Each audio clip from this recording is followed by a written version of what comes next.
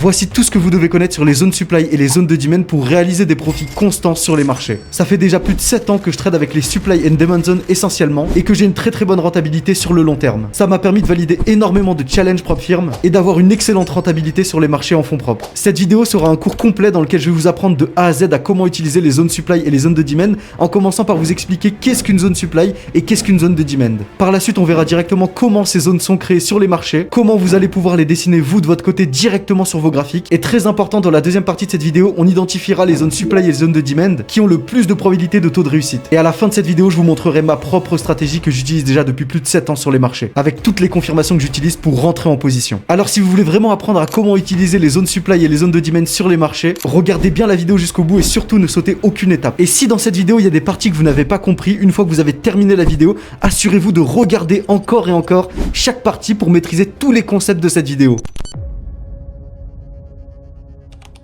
Avant d'apprendre ce que sont les zones supply et les zones de demand, vous devez absolument comprendre cette chose essentielle.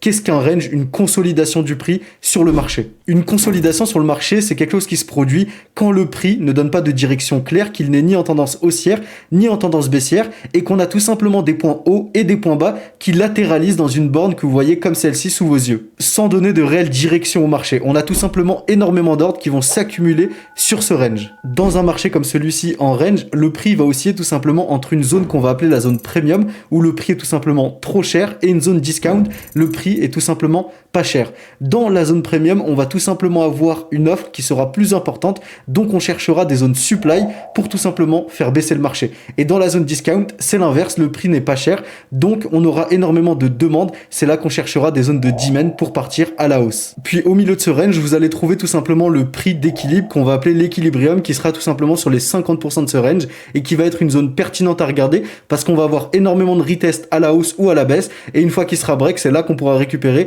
ce qu'on appelle des zones supply ou des zones de demand. Par la suite, on aura un fort mouvement agressif haussier ou baissier qui va nous faire sortir de cette accumulation, soit à la baisse, soit à la hausse. Et ce qui est essentiel de comprendre, c'est que c'est pas nous, les traders retail individuels, qui peuvent créer ce genre de mouvement. Pour faire ce genre de mouvement, ça demande une très grosse somme d'argent. Et les traders individuels comme nous ne peuvent absolument pas influencer le prix et faire sortir d'une consolidation, peu importe notre effort, même avec des millions de dollars. Alors la question qui se pose maintenant, c'est qui peut réellement créer ce genre de mouvement sur le marché? Ici, c'est tout simplement les plus gros acteurs de ce marché, ceux qui vont avoir énormément de liquidités à investir et à placer. On va parler des banques, des fonds d'institutions, des fonds spéculatifs et des institutions financières. Et en fait, quand le prix va sortir d'une accumulation, ça nous indique tout simplement qu'on a la smart money qui est rentrée en jeu. La smart money, c'est tout simplement tous les noms que je vous ai énumérés juste avant. Donc ceux qui ont tout simplement énormément d'argent à investir. Et en fait, c'est ça qui va venir provoquer un déséquilibre du prix entre l'offre et la demande, nous créant des mouvements agressifs sur le marché.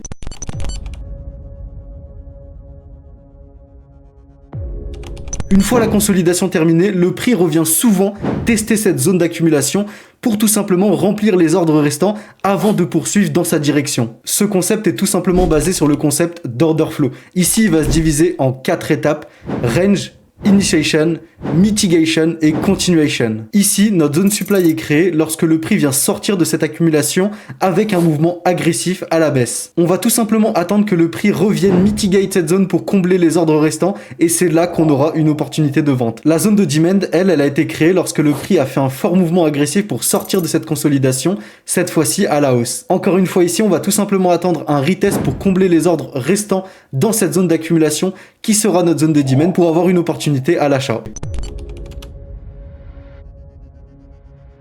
Maintenant que vous comprenez les bases, avant d'aller directement sur les graphiques pour faire des analyses approfondies avec les supply and demand zones, je vais vous expliquer avec un tips très utile comment les trouver et les dessiner directement sur les graphiques avec 4 configurations que vous allez voir sous vos yeux. La base va tout simplement être de repérer des déséquilibres dans le prix. On va chercher des breakouts, des consolidations, des accumulations.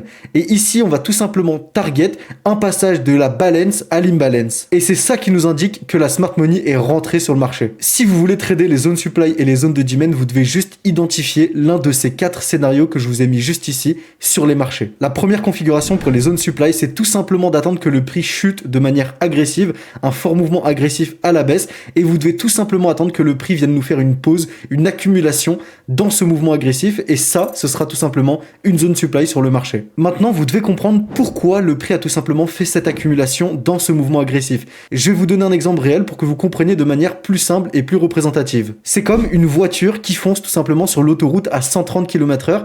Elle va pas pouvoir continuer de foncer à 130 km/h sur des centaines et des milliers de kilomètres. À un moment, elle va devoir prendre une pause et aller à la station essence. Et bah là, c'est exactement pareil. Le prix doit tout simplement, dans un mouvement agressif, venir consolider pour faire rentrer de nouveaux entrants sur le marché, que ce soit des personnes qui rentrent à la hausse ou à la baisse, pour ensuite continuer le mouvement de manière plus agressive, soit dans la continuation à la baisse, ou alors tout simplement un retournement à la hausse. La deuxième configuration que vous pouvez voir pour une zone supply, c'est tout simplement une supply reversal, comme vous pouvez le voir juste ici. On a un fort mouvement agressif à la hausse, on vient faire une accumulation ici, un range, pour ensuite continuer le mouvement agressif dans le sens inverse du précédent. Et c'est tout simplement ça qui vous permet d'avoir une zone supply. Et ici, pour les zones de demand, c'est exactement la même chose. On a un mouvement agressif à la hausse qui vient ensuite nous faire une accumulation, un range et une continuation de mouvement agressif à la hausse. Et ici, vous allez tout simplement avoir votre zone de demand. La deuxième configuration, c'est pareil, mais c'est l'inverse. Le prix chute fortement à la baisse. On a une consolidation, une accumulation,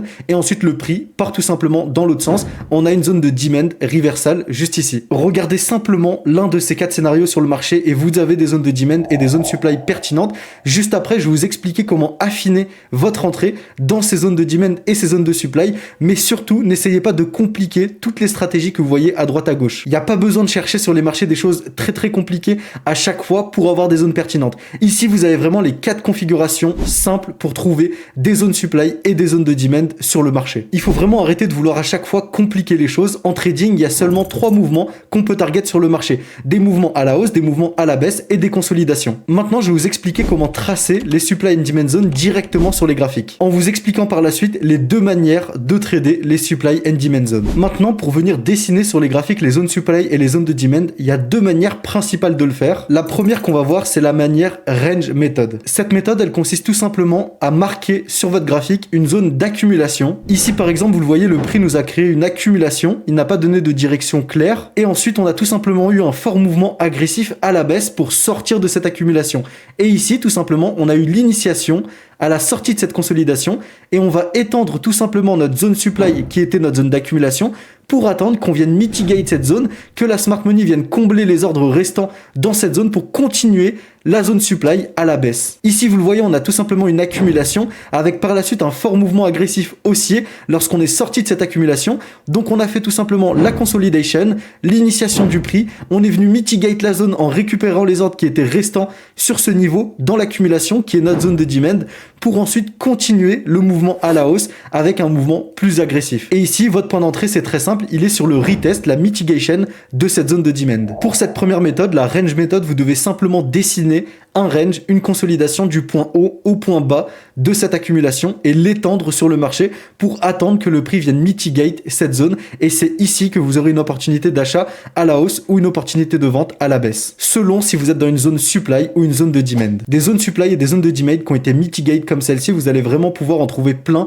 partout avec la range méthode. Vous identifiez simplement une accumulation, vous tirez un rectangle du point haut au point bas de cette accumulation, vous l'étendez sur votre graphique et vous attendez tout simplement qu'on ait une initiation du prix, la smart money qui vienne tout simplement nous faire un mouvement agressif pour sortir de cette zone, que le prix vienne ensuite mitigate la zone avec un retour pour récupérer les ordres qui sont restants dans la zone d'accumulation, qui sera votre zone supply ou votre zone de demand, pour ensuite avoir un point d'entrée pour continuer dans le sens de l'initiation. La deuxième méthode qui pour moi est beaucoup plus pertinente pour trouver des zones supply et des zones de demand et surtout avoir des points d'entrée qui seront précis sur les marchés, c'est tout simplement la bougie pivot. Elle va tout simplement venir s'imbriquer dans la première méthode et vous allez le voir, elle va vous permettre en fait d'affiner vos points d'entrée pour avoir des entrées beaucoup plus précises et surtout un stop loss beaucoup plus petit. Pour vous donner un exemple concret, ici vous avez trouvé tout simplement une zone d'accumulation qui va en fait être une zone supply parce qu'on a eu une initiation du prix à la baisse, ensuite on est venu mitigate pour récupérer les ordres de vente qui restaient pour tout simplement entrer en position. Mais vous le voyez ici, si vous auriez voulu prendre une position dans cette zone supply, vous auriez tout simplement tracé votre trade de cette manière. Votre point d'entrée aurait tout simplement été au niveau du début de l'accumulation de cette zone supply avec un stop loss au-dessus de cette zone. Et en fait, vous le voyez, ça vous donne quand même un stop loss qui est assez gros, assez important. Et nous, ce qu'on va chercher à faire, c'est avoir des points d'entrée beaucoup plus précis. Et du coup, avec la stratégie de la bougie pivot, on va tout simplement chercher un point d'entrée plus précis dans cette zone supply. En fait, ce qu'on va chercher à faire, c'est à trouver la bougie qui est à l'initiation du mouvement baissier dans cette zone d'accumulation, dans cette zone supply.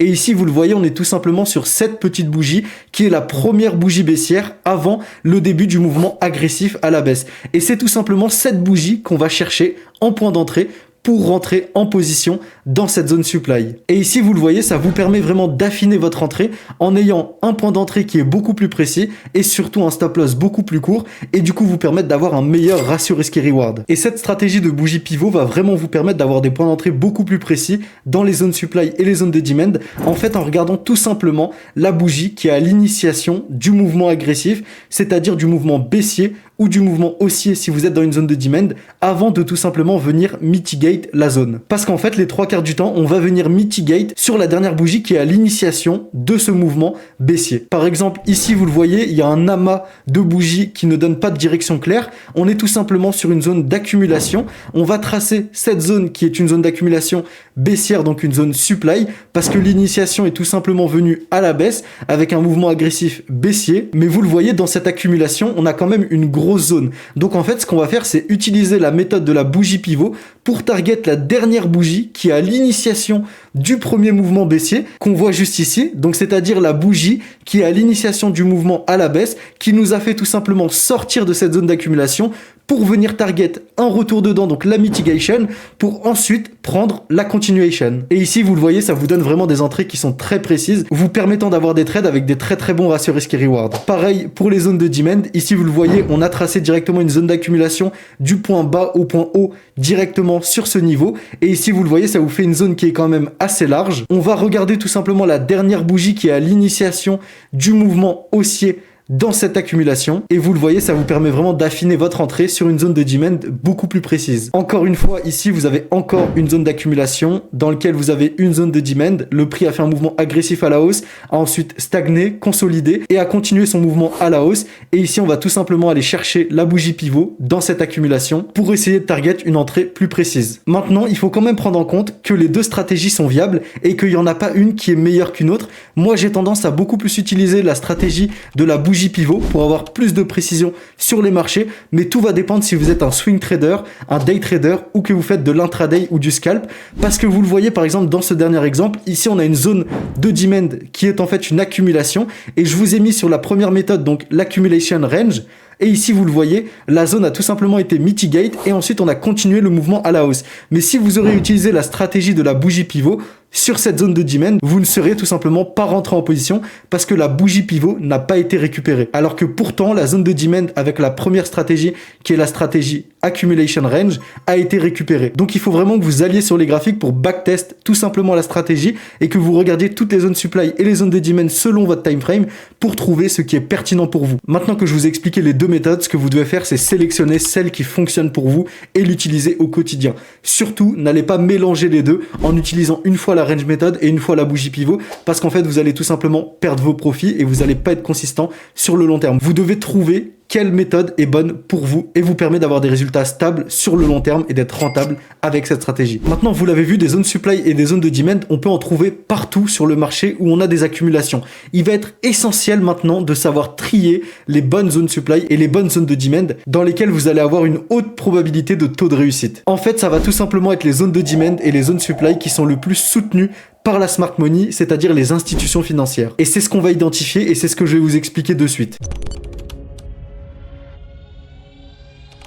On arrive à la partie la plus importante pour comprendre et utiliser les zones supply et les zones de demand sur les marchés afin d'identifier celles qui ont le plus de probabilité de taux de réussite et qui sont soutenues par la smart money. Et juste après ça, je vous expliquerai même comment utiliser ma stratégie de A à Z avec toutes les confirmations que j'utilise pour rentrer sur les marchés. Juste avant, je vous invite aussi à rejoindre le lien qui est dans la description dans lequel vous avez un groupe communautaire dans lequel je partage des analyses et des prises de position au quotidien sur les marchés totalement gratuitement. C'est parti, on passe à la suite. On veut seulement trader les zones supply et les zones de demand avec une haute probabilité de taux de réussite. Parce que les zones supply et les zones de demand sont littéralement partout. C'est un combat constant entre les acheteurs et les vendeurs sur le marché. Si vous suivez à la lettre les structures que je vais vous expliquer dans cette vidéo, vous allez pouvoir identifier sur le marché les zones supply et les zones de demand avec une haute probabilité de taux de réussite. Avec les critères que je vais vous présenter de suite, vous allez savoir filtrer par vous-même les zones supply et les zones de demand qui ne sont pas soutenues par la smart money, c'est-à-dire toutes les institutions financières que je vous ai énumérées plus tôt. On va vraiment chercher à avoir les zones supply et les zones de demand les plus pertinentes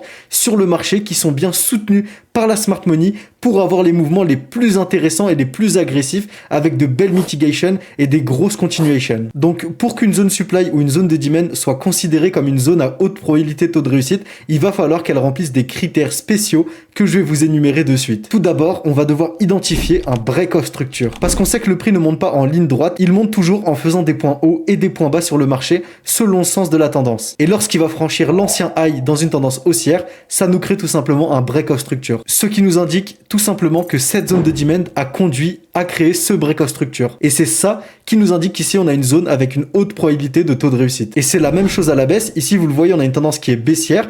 Donc le prix fait tout simplement un point bas puis ensuite remonte pour laisser entrer de nouveaux vendeurs sur le marché, nous créant tout simplement un mouvement baissier par la suite et un break-off structure. Et c'est ça qui nous indique que cette zone supply a une haute probabilité de taux de réussite car c'est elle qui a conduit à créer ce break-off structure, donc cette continuation dans le sens de la tendance. Ça, c'est le premier critère qu'on doit regarder pour avoir des zones supply et des zones de demand avec une haute probabilité de taux de réussite. Le deuxième critère et qui est vraiment très important, c'est la configuration dans laquelle une zone a provoqué l'échec d'autres zones.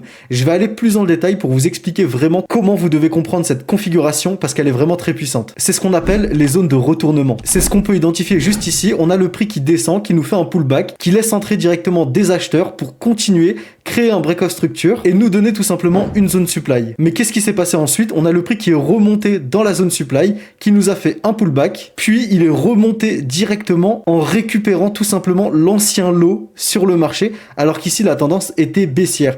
Et c'est ce qu'on appelle tout simplement un market structure shift. C'est ce qui nous indique ici que le prix est passé d'une tendance baissière à une tendance haussière. Et c'est ce nouveau high qui nous a créé tout simplement une zone de demand sur cet ancien point bas. Parce que c'est cette demand zone qui a tout simplement servi à créer ce market structure shift et à passer cet ancien high par ce mouvement agressif. Plus simplement, c'est cette demand zone qui a permis de faire fail la précédente zone supply. Et c'est pour ça qu'ici, on a une zone de demand avec une haute probabilité de taux de réussite. Et c'est ce qu'on appelle une zone de retournement. Et d'ailleurs, je vous en ferai une vidéo complète pour vous expliquer comment vraiment analyser les zones de demand et les zones supply de retournement. Mais pour vous expliquer les choses plus simplement, on va dire qu'une flip zone, une zone de demand ou une zone supply de retournement est créée tout simplement quand on a un market structure shift qui est créé par cette même zone. Si le prix aurait tout simplement continué à la baisse, on aurait eu tout simplement le premier cas de figure, on aurait attendu un break-off structure pour avoir une zone supply pertinente. Mais ici, comme on a eu un retournement, un market structure shift, en allant chercher l'ancien high dans cette tendance baissière, on est passé d'une tendance baissière à une tendance haussière, et c'est là qu'on a pu target cette zone de demand, cette flip zone pertinente. On va passer au point maintenant qui pour moi est le plus important, c'est le fait de se créer une stratégie avec des confirmations autour des zones supply et des zones de demand. Et d'ailleurs, si vous êtes encore là dans la vidéo, je vous invite vraiment à mettre un like et à vous abonner pour pas louper la suite, et je vous partage tous les jours au quotidien mes analyses avec ma vision du marché sur le lien qui est dans ma bio. Alors je vous invite vraiment à nous rejoindre là-bas, c'est totalement gratuit. Ici, je vous ai tout simplement mis les 10 confirmations que je vais regarder sur le marché et juste après, on va aller approfondir chaque confirmation sur un cas réel sur les marchés pour vous expliquer comment je rentre en position de A à Z. Et cette stratégie, vous allez littéralement pouvoir la prendre et la répliquer de votre côté pour avoir une rentabilité et être constant sur le long terme. En plus de ces 9 confirmations que je vous ai mis sous vos yeux, les choses que vous allez devoir regarder, c'est aussi la stratégie multi-time frame. On en fera une vidéo complète très prochainement. C'est tout simplement le fait d'analyser le marché en 30 minutes, 45 minutes, 1 heure, selon votre stratégie, si vous êtes un swing trader, day trader ou de l'intraday, et ensuite de descendre en time frame pour affiner votre prise de position et confirmer votre entrée. Je vous donne un exemple bête et rapide.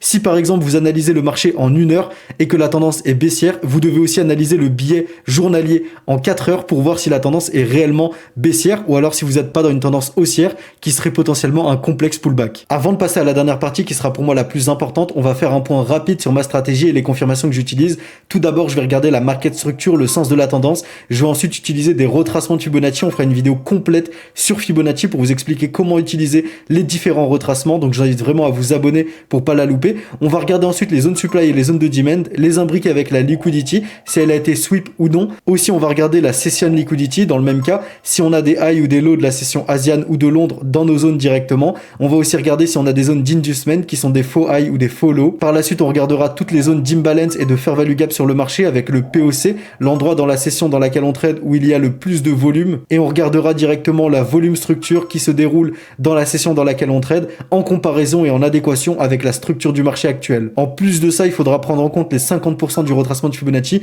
que je vous ai expliqué en début de vidéo avec les zones premium et les zones discount. C'est parti.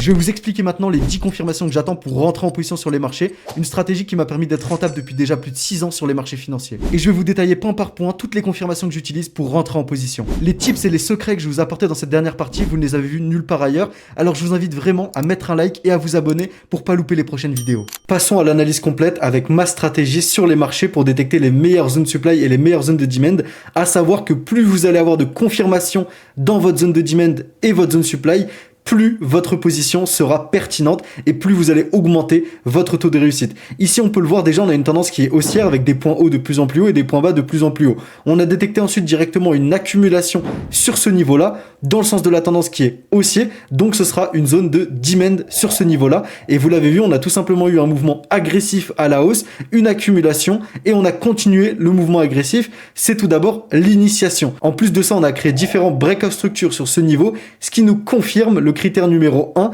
de notre zone de demand pour qu'elle soit pertinente. On vient ensuite affiner la zone sur la bougie pivot parce que moi je vais utiliser surtout la stratégie numéro 2 des zones supply et des zones de demand au niveau de la bougie pivot et on le voit, ça nous donne déjà une entrée magnifique sur ce level, sur cette zone de demand dans le sens de la tendance. Ici vous allez ensuite pouvoir regarder le marché en différentes time frames pour vous rendre compte que vous pouvez trouver différentes zones supply et différentes zones demand dans différentes time frames. Ici par exemple, ce qu'on peut voir, c'est qu'on était aussi sur une flip zone sur cette zone de demand parce qu'elle a tout simplement fait fail cette précédente zone supply juste ici. Encore une fois, on a eu une accumulation, une initiation, une mitigation et une continuation. Et ce qu'on voit, c'est que cette zone de demand nous a permis de faire flip, c'est-à-dire un retournement sur cette zone supply. Et donc là, on rentre sur le critère numéro 2 que je vous avais expliqué auparavant. On a une zone supply invalidée grâce à ce mouvement de cette zone de demand, ce qui nous valide cette zone de demand pertinente sur ce niveau-là. Et donc, on va tout simplement target un retest, une mitigation de cette zone de demand pour rentrer en position. Et pour rentrer en position avec plus de pertinence, on va utiliser d'autres confirmations que je vous ai mis juste à gauche. Et ça, c'est basé sur ma stratégie. Et je vous invite vraiment à utiliser ces confirmations, à le backtester pour ensuite voir la pertinence de ces confirmations que j'utilise déjà depuis plus de 7 ans sur les marchés. La première chose qu'on a identifiée, c'est la market structure. On va ensuite utiliser un retracement de Fibonacci du point bas du mouvement jusqu'au point haut pour tout simplement identifier la zone premium et la zone discount dans ce mouvement. Et comme je vous l'ai expliqué, on va toujours chercher des zones de demand dans la zone discount d'un mouvement et des zones supply dans la zone premium d'un mouvement. Ce qu'on va faire par la suite, c'est utiliser l'outil dans projection, profil de volume à gamme fixe et le tracer dans le même mouvement du point bas au point haut, ce qui va nous montrer tout simplement toutes les zones de volume pertinentes sur ce mouvement. Et ici, vous le voyez, on est en plus de ça sur une zone dans laquelle on a énormément de volume, ce qui me donne une confirmation en supplément pour rentrer en position. On va tout simplement venir mettre notre point d'entrée sur le haut de notre zone de demand, le stop loss juste en dessous et on va target l'external liquidity juste au-dessus, c'est-à-dire le point haut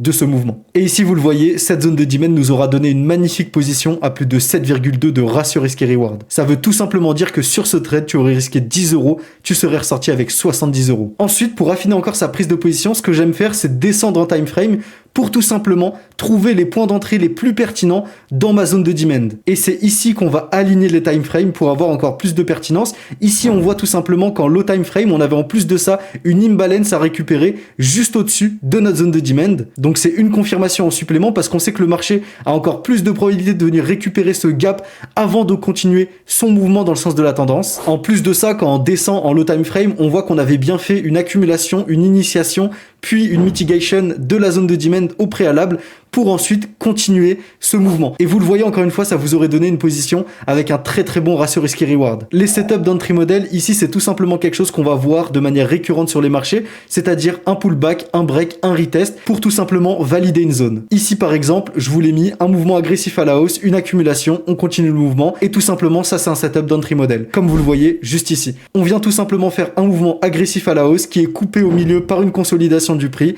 On continue le mouvement agressif, on crée un breakout structure et c'est tout simplement là qu'on va target notre zone de demand sur la bougie pivot de ce mouvement qui a été retest à la perfection pour continuer dans le sens de la tendance. Vous le voyez par la suite, on a continué à créer des breakout structures sur le mouvement en recréant une zone de consolidation, ce qui nous a redonné une zone de demand pertinente. On a ensuite target directement la bougie pivot de cette zone d'accumulation. Donc la bougie qui a tout simplement initié ce mouvement haussier pour tout simplement prendre position. Et ici, vous le voyez que vous utilisez la stratégie numéro 1 avec la stratégie des zones supply et des zones de demand par rapport au range, vous avez des zones très pertinentes. Et si vous affinez vos entrées avec la stratégie par rapport aux bougies pivot, vous avez vraiment des entrées sniper sur le marché. Par la suite, je vous l'ai montré, j'utilise toujours l'outil projection du profil volume à gamme fixe sur les marchés pour tout simplement venir confirmer mon niveau qu'il est pertinent avec une zone où on a énormément de volume. Et si c'est une zone de supply, c'est exactement pareil. Ici, on target directement une accumulation. On trace le profil de volume à gamme fixe du point haut au point bas de cette accumulation. On voit qu'à partir de ce niveau-là, on a une reprise du volume profile. En plus de ça, on voit que dans le sens de la tendance, on a un break-off structure. On trace la bougie pivot qui a initié le début de ce mouvement baissier